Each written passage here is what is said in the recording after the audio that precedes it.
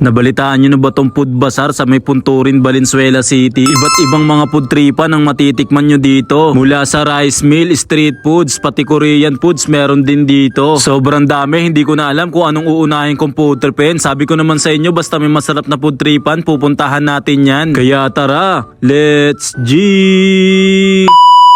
Ngayong araw, meron ako nalaman, masarap na food tripan kaya't aking pinuntahan. Dito nga lang pala yan sa may Punturin Food Bazaar na matatagpuan sa may number 11, Cabezang Purong, Punturin, Valenzuela City. Bali ang landmark nila itong katabi nilang Maximum Fuel. Open sila Monday to Sunday from 3 PM to 12 AM. Malawak dito tapos marami silang stall ng mga pagkain dito. Meron sila ditong banda, singer, host at comedian every Monday, Wednesday, Friday, Sat and Sunday. Na everyday naman, open mic naman sila kaya pwede kayong kumanta. Maraming food tripan dito, kabilang na nga dito itong Cheese Master na ang in-order nga namin sa kanila dito itong Ilocos Empanada nila. Best seller nila yan, tapos umorder din kami sa kanilang Buldak Carbonara na sobrang creamy. Dito naman sa Bobas or nagtry kami nagsasarapan nilang milk tea. Bagnet sisig at dinakdakan naman ang in-order namin dito sa Roserin na talaga namang crispy at creamy ang sisig nila dito. Dito naman sa Cherrylicious Food Hub, best seller nila itong baga tsaka itong putlong. Dito naman sa Ihaw One Bites, naghahain ng mga barbecue at only rice na talaga naman paborito natin. Kung gusto mo naman na mainit na sabaw, meron dito bulalo ni Foreman. Sobrang init na bulalo, tapos meron din dito sinigang na balat ng baka. Buy one take one naman na shawarma, ino-offer ng Wrap and Go na marami din yung serving ng meat at hindi kayo titipirin. Ang sarap pa ng nilagay nila dito na sauce. Hungry Pinoy na nagsiserve na maraming silog dito, talaga namang solid. Dito naman sa EK Eats, nag-order kami nagte-trending na Topo Square. Hindi mo na nga kailangan pa pumunta ng Ugbo para makatikim ng mga ganitong pagkain. Sobrang mura lang, talaga namang solid na rin. Umorder din kami sa kanila ng price. Dito naman sa Asian Street, nag-order kami ng mga Korean barbecue. Talaga namang solid. Ngayon lang ako nakatikim ulit neto. At kung naghahanap kayo ng chicken inasal, meron din dito sa Beast Express Inasal. Cream cheese series na red velvet. Talaga namang solid din sa kanila yan. At dito naman sa Boss J, umorder kami na dito ng flavored wings. Iba't ibang flavored ng wings meron sila dito. Tapos nag-order din kami sa kanila dito ng Coke Float at ng napakasarap na Mango Graham Sundae. Fresh na fruit shake naman ang hatid ng Eros Food House. Pwede kang mamili ng mga prutas dyan na gusto mo ipashake sa kanila. Mainit-init at masarap na pizza naman ang hatid ng Yummylicious. At ayun, kaya naman tikman na natin lahat ng in-order natin dito sa Punturin Food Bazaar. Katulad ng ala ng bulalo at sinigang na balat ng baka. Mga barbecue katulad ng isaw at laman. Sabayan mo pa ng only rice, talaga namang solid talaga. Buffalo wings, honey garlic, tsaka teriyaki na flavored wings na sobrang malasa talaga. Juicy, smoky na chicken inasal, talagang mandamay pati sinaing ng kapitbahay. Sabay commercial tayo ng Mango Graham na Sundae. Sabay follow up ng Coke Float. Tapos bakbak naman tayo ng Korean barbecue. Creamy at malasa na dinakdakan nila dito na parang ang sarap din neto sa kanin. Pati din tong crispy na sisig. Sabay commercial ulit ng fruit shake. Pagkatapos nyan, bakbak tayo ulit ng Topo Square. Talaga namang creamy to. Ang sarap din sabayan ng bacon with fries. Ang sarap din ng clacking and fries na size medium ng Bobasor. Cookies and cream at fruity mango. Sisig silog, maling, adobo, longganisa, tocino, barbecue, chicken, at pork silog. Original na Ilocos Empanada naman na natikman ko dito. At samahan mo pa ng creamy na Buldak Carbonara. At ayun, ilan nga lang yan sa mga food trip at stall na tinikman namin dito sa Punturin Food Bazaar. Yung mga price ng in-order namin ilalagay ko sa comment section. Kaya naman ka-OMSIM, kung napanood mo na to, try mo nang pumunta dito at maki-food trip dito sa bazaar nila. Sa parking naman, meron kami na parkingan ng motor dito. Tapos kung sasakyan naman, siguro maghahanap na lang ng available space. Solid ang mga food tripan dito. Tapos mura pa. Kung ganyan mga food trip ang nais mo, alam mo na kung saan ka pupunta ha. Hindi ko na nabanggit yung ibang stall kasi sobrang dami nila dito. Dahil alam nyo naman, food trip at good vibes lang ang lagi nating dala. Muli, ako nga pala to si Ka-OMSIM. Maraming